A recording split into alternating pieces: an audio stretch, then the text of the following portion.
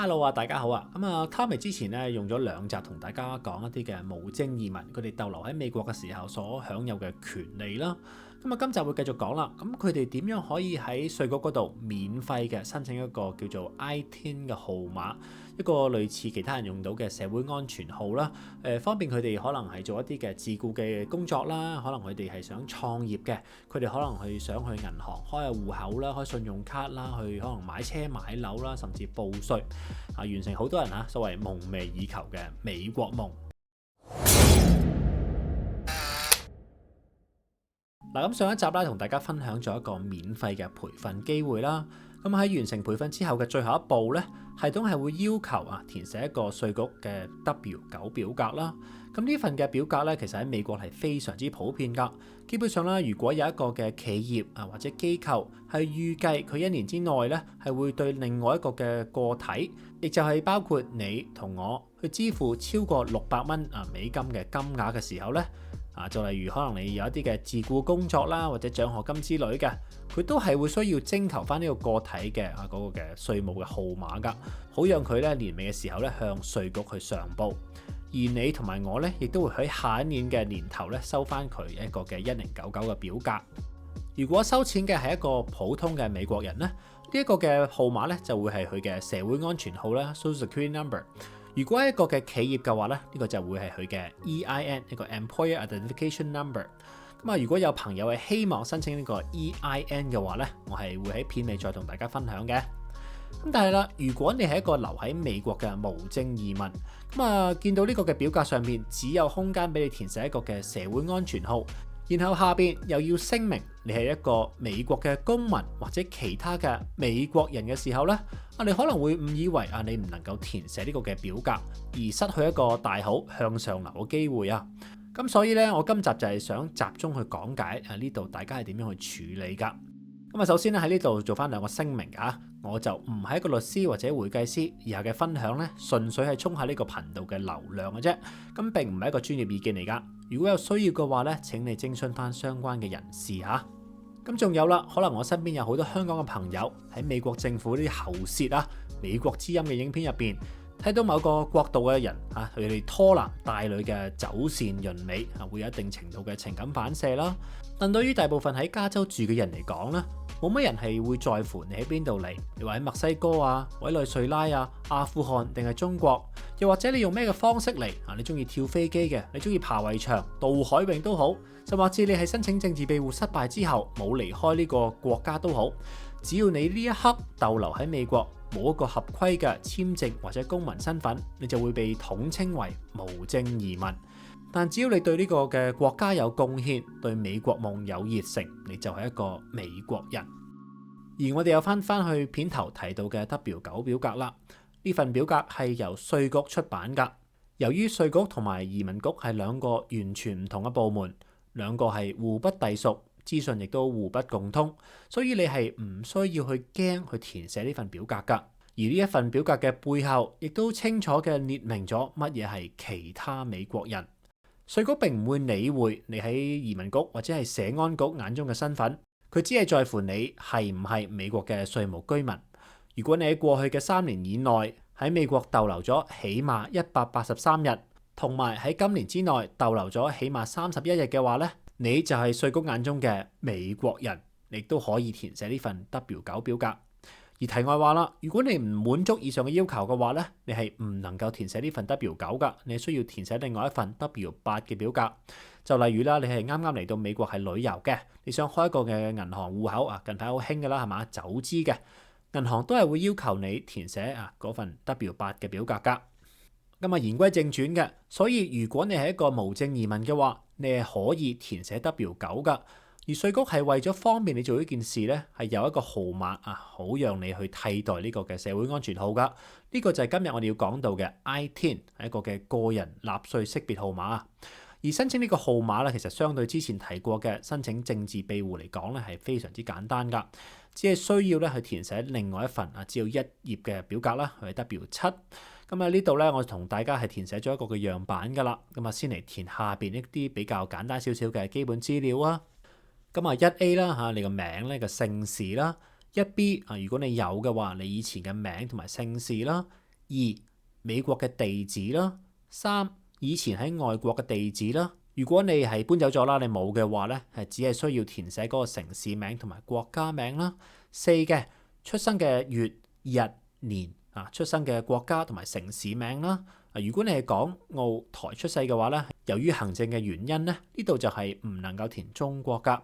5啦，你嘅性別啦。6A 你嘅國籍啦。6B、6C 如果大家冇嘅話咧，可以留空嘅。6D 剔護照啦，如果你有喺你身上面嘅話，你嘅國家啦護照個號碼啦同埋到期日。6E 之前冇 I-10 嘅話咧，咁就填冇啦。6F 咁之前大家應該都係冇噶啦 I-10，咁亦都係留空啦。6G 學校名公司名冇嘅話咧就可以留空啦。最後簽名日期同埋電話號碼。而呢一個嘅表格最難嘅其實係第一條嘅問題，究竟你係符合啲乜嘢嘅情況係需要攞呢個嘅號碼呢？由於我哋今集咧係集中講解你已經住咗喺美國啦，已經係喺稅局眼中嘅美國人啦，所以基本上咧你就只有一個選擇嘅啫，就係填C，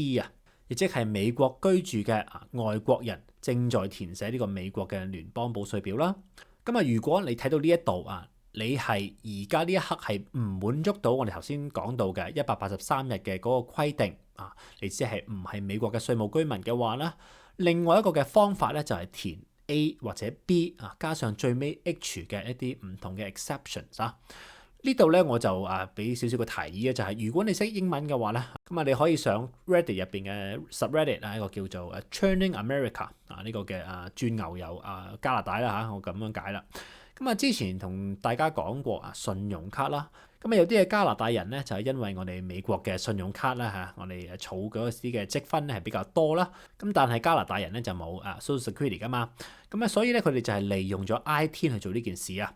之前佢哋就有教過啦，喺網上書局出版一本書啦，然後就賣咗呢本書咧就有啲嘅美國收入啦，然後因為美國收入咧就有呢個嘅號碼去報稅啦然後又因為喺加拿大同美國係有稅務嘅協議啦，當然啦就係中國同美國都有嘅，但係就唔包括港澳台，所以亦都會符合埋最尾 H 嘅其中一個嘅 exception 啦。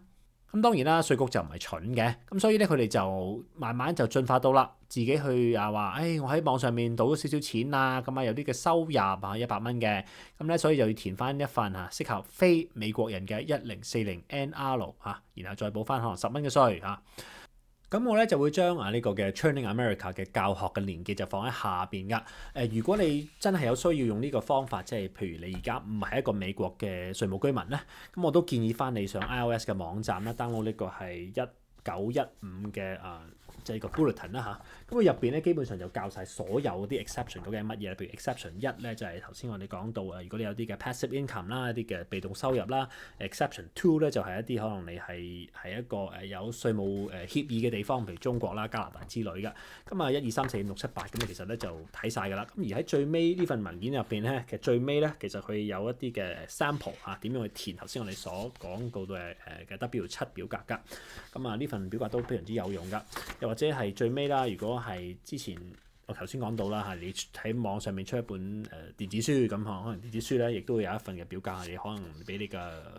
出嗰間網上書店去填嘅，或者你俾銀行填都有㗎。咁呢份嘅文件都非常之有用㗎。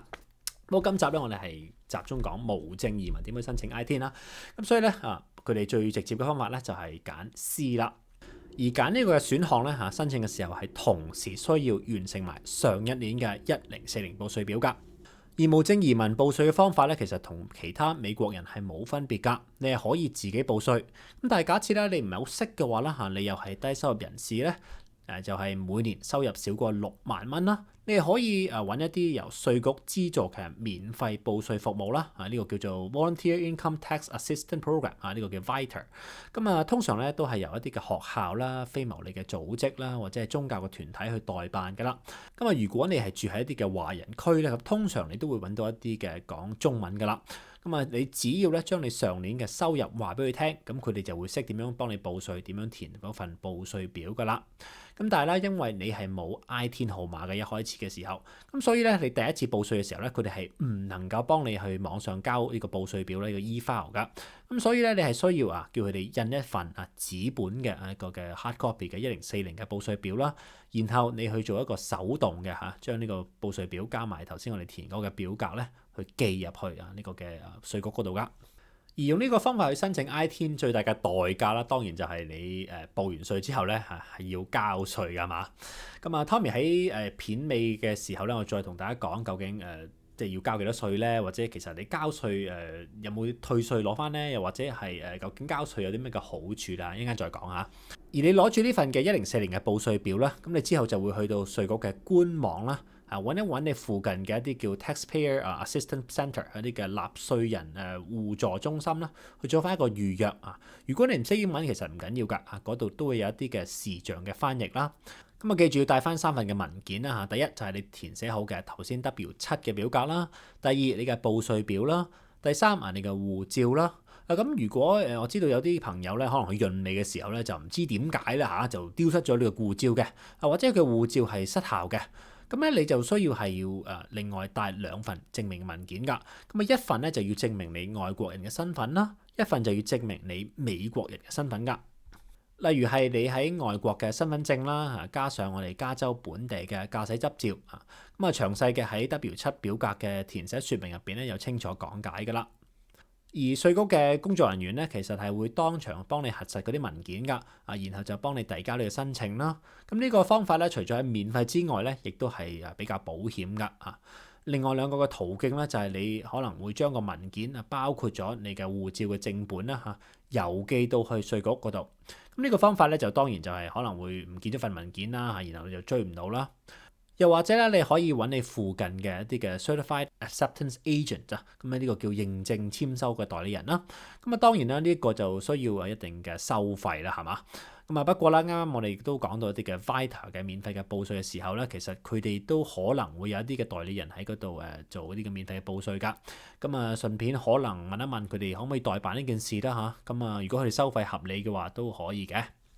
咁以上咧都希望可以幫到一啲想申請 ITIN 號碼而又唔想去俾錢出邊我都知道係比較貴嘅去申請嘅朋友啦。咁畢竟呢個 ITIN 號碼咧對於好多人嚟講咧，其實就等同Social Security Number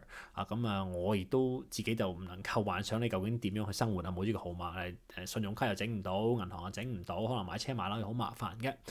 咁所以咧就如果有任何嘅問題咧，歡迎你喺下面留個言啦，或者揾到我電郵地址噶啦。不過咧都可以如果你識英文嘅話啦咁當然就係如果唔識點樣整 ITIN當然就睇翻呢個 IRS 1519嘅呢個嘅 bulletin 啦，或者係 W7 嘅嗰個嘅説明嘅文件啦。好啦，咁跟住落嚟少少嘅時間咧，同大家去討論一下假設一個嘅無證移民佢已經成功攞到 ITIN啦咁我頭先講到啦，佢第1年係報咗稅啦。咁但係點解之後佢都要繼續應該去繼續報稅咧？係嘛？而報稅嘅時候究竟佢需要交幾多稅咧？咁之前同大家講過啦，無證移民其實喺美國逗留嘅時候咧，係可以自己搞啲嘅生意㗎。例如你中意擺下地攤嘅，你中意焗下蛋糕嘅，你中意焗下曲奇餅煮下住家飯，然後喺網上面嘅群組去賣嘅都得㗎。又或者啦，你可以用1099一個嘅自僱嘅形式去做嘢，你只係唔能夠受僱 W2 嘅工作嘅啫。例如華人最中意做啲咩工作喺餐廳廚房打下雜工啦做下裝修啦，做下按摩啦，係嘛？上一集同大家講過呢個嘅家居護理啦去做下保姆啦，做下陪月之類嘅。咁通常都係有一個嘅中介啦，或者叫做蛇頭啦，係嘛？咁當然你就會比較尊重少少，叫一聲去做老闆嘅。咁但係重點啦，就係你哋係冇僱傭關係嘅。佢介紹你去唔同嘅工作地點通常都冇啲嘅固定嘅工作時間啦，冇咩固定嘅收入啦，冇咩嘅福利啦，冇咩嘅固定嘅制服等等啦。咁呢啲係咪算係自僱嘅工作咧？咁當然咧，我就唔係律師嚟嘅。只不過啦無論中介究竟喺年尾嘅時候有冇寄一份1099嘅表格俾你嚟報稅都好，又或者你賣蛋糕賣曲奇餅嘅收入或者你執汽水罐賺到少少錢嘅，你都係有一個報稅去交稅嘅義務㗎。因為今集我都講到啦，你喺稅局嘅眼中入邊你都係一個美國人嚟㗎。我喺度打個比喻咁啊，假設你每年係52個禮拜啦，每一個禮拜你工作5日嘅話，每日嘅收入係120蚊，一年大概嘅收入就係3萬幾蚊啦。因為你一個嘅自僱人士啊，如果你扣除晒所有嘅支出啊，包括可能你揸車啦啊，你工作嘅時候可能你用到啲嘅工具啦，可能裝修嘅時候你有嘅文書方面嘅，你有餐飲方面嘅，你有電話方面嘅開支等等啦。你正如啊扣晒呢個開支嘅時候，你需要報稅嘅收入咧，我當你係25,000蚊啦。呢個嘅數目咧係會打入去你報稅表嗰個嘅附表 Schedule C 入邊噶。咁當然咧，我喺呢一度咧就假設你係如實嘅嚇去上報晒你所有嘅收入啦，係嘛？畢竟對於華人嚟講咧，其實現金嘅交易係一個嘅主流嚟嘅。你唔上報咧，其實你話稅局查唔查到你咧嚇？咁呢個咧就係你嘅問題啊，我就唔識答嘅。而根據呢個25,000蚊嘅收入咧，你大概需要每年支付一個嘅自僱稅咧係3,600蚊。呢個嘅自僱稅咧，其實就大概就等於其他受僱嘅人要交嘅 FICA 稅。咁啊，佢哋需要收集嘅所謂40個季點嚟㗎。咁啊，只不過咧，因為你係冇僱主啦，你自己係自僱，所以你嘅僱主就係你自己啦。你係需要交埋佢嗰份，即係 double 啦。咁所以咧，將來如果你有機會係攞到綠卡啦嚇，又或者成為一個美國公民嘅話咧，亦都會因為你交過呢個嘅錢啦，而係可以領取到退休金同埋老人保險㗎。咁啊，當然啦，如果你到頭來係乜身份都攞唔到嘅話咧，咁就當然就係變到乜都攞唔到啦，係咪？另外啦，你都需要俾翻大概600幾蚊嘅聯邦稅啦，同埋可能如果你住喺加州嘅話咧，就有300幾蚊嘅加州稅，一共夾埋咧，其實你要交4,500蚊稅㗎。而比呢個嘅稅更加複雜嘅咧，仲有因為你係一個自僱人士啦，你係冇一個嘅老闆幫你去預扣一個稅㗎，咁所以咧你報稅嘅時候咧，要再做下一年嘅預估稅。咁啊呢個咧就有少少複雜㗎嚇，咁啊如果你自己唔識計嘅話咧，你都需要問一問幫你報稅嘅嗰個人㗎啦。咁當然題外話啦，係如果你想退休嘅時候有少少錢嘅話咧，你就算係無證移民，你都可以申請乜嘢？自己嘅401k、自己嘅 IRA 㗎嘛。咁啊呢度我就唔係好多提啦。咁啊當然啦，你話要報稅又要交稅咧，其實對於好多即係無證移民嚟講咧，係一個唔輕嘅一個負擔嚟㗎。畢竟嚟到美國人生路不熟係嘛，又可能會遇到一啲唔好嘅老闆，可能呃晒你啲錢。咁但係咧，Tommy 都好希望我唔係第一個人同你講，其實喺美國打工啊，就算你話打黑工啊，你話做自僱，你話做生意都好，無論你係收現金、你收微信、收支票都好。你因為頭先講到你係一個美國人啦，你都需要係交稅報稅㗎。咁啊，而我就覺得啦，其實無證移民係需要做啱嘅事啊，即係話啦，做一個有誠信嘅美國人啦，咁啊先能夠去得到其他人嘅尊重啊，乃至於得到成個社會去維持而家對於無證移民係嗰種少少所謂模糊少少嘅政策㗎。咁啊，另外啦，其實每年咧你準時報稅咧，亦都係其中一個可以證明到你係一直係留喺美國嘅方法啦。你話將來一旦移民政策係有所改變嘅，有一日你能夠得到一個嘅合法嘅身份，但係政府卻係發現原來你留咗喺美國咁多年，一直都係有收入嘅，但係竟然冇報過稅嘅話，你點樣講都講唔通啦。而最後啦，其實報稅咧，當然就係對大家係有金錢上面嘅益處啦。除咗我哋頭先提到嘅可以攞翻嘅退休金之外咧，其實你都係會得到一啲嘅退稅㗎。其中包括咗之前拜登通過嘅一啲嘅子女嘅稅務優惠啦 （Child Tax Credit） 啦。讀書嘅時候可能你嚟到美國係想讀書嘅，有一個叫做 American Opportunity Tax Credit 以前叫做 Hope Credit 啦。咁同埋一個叫 Lifetime Learning Credit 等等呢啲係讀書嘅時候咧，你如果係交學費咧，佢會俾翻少少錢你㗎。咁所以如果你話加埋晒呢啲嘅稅務優惠咧，其實頭先我哋提到要交嘅稅咧，係會被大幅嘅被減免啦。如果你係有好多小朋友咧，其實甚至係會變咗負咧，即係話咧，其實你冇交過稅但係你會攞到啲嘅退稅㗎。咁但係啦，如果你係一開始你完全係冇報稅嘅，咁你亦都係唔會攞到呢啲嘅退稅㗎。好啦，而我哋片嘅最後啦咁我哋又翻去片頭咧，我咪同大家講過填嗰個嘅 W9 表格嘅時候咧，假設你嘅身份係一個嘅 sole proprietorship 一個嘅獨資經營咧，咁你其實咧係除咗我哋用呢個 Social Security 咧或者 ITIN 號碼之外咧，你都可以用嗰個叫做EIN number 㗎。而申請呢個 EIN 嘅方法咧，其實就更加簡單啦。你只要上翻去 iOS 嘅網站啦嚇，打入無論你係 Social Security 都好，或者 ITIN 號碼都好啦，你都係可以免費即刻喺網上面攞到呢個號碼噶。咁下邊我會留低呢個網站嘅網址啦。咁對於 Tommy 嚟講咧，其實填呢個表格咧，如果嗰間公司或者嗰個機構我係唔係好知佢係穩唔穩陣嘅嚇，我唔知佢會唔會偷我呢啲資料噶嘛。有陣時你填你個 Social Security number，咁咧嗰個時候咧我就會填一個 EIN 號碼噶。反正咧其實佢1099咧年尾都係寄翻俾你噶啦，你都係報稅嘅啫嚇，咁所以就唔係分別好大。而我之前其實點解會整 EIN number 咧？其實係之前咪有講過申請信用卡咪有啲獎品嘅係嘛？其實你整呢個 business 嘅信用卡咧，有陣時用 EIN 號碼咧係會有少少嘅好處㗎。呢度咧我亦都唔會花太多時間講㗎啦。好啦，今集都希望可以幫到無證移民嘅朋友啦，喺美國係申請個 ITIN 申請嘅 EIN，就可以做一個美國人去發你嘅美國夢啦。如果有任何嘅問題，可以喺下面留言啦，或者係發送電郵地址俾我嘅。都希望你中意今日嘅影片啦。咁我哋就下一集再見啦，拜拜。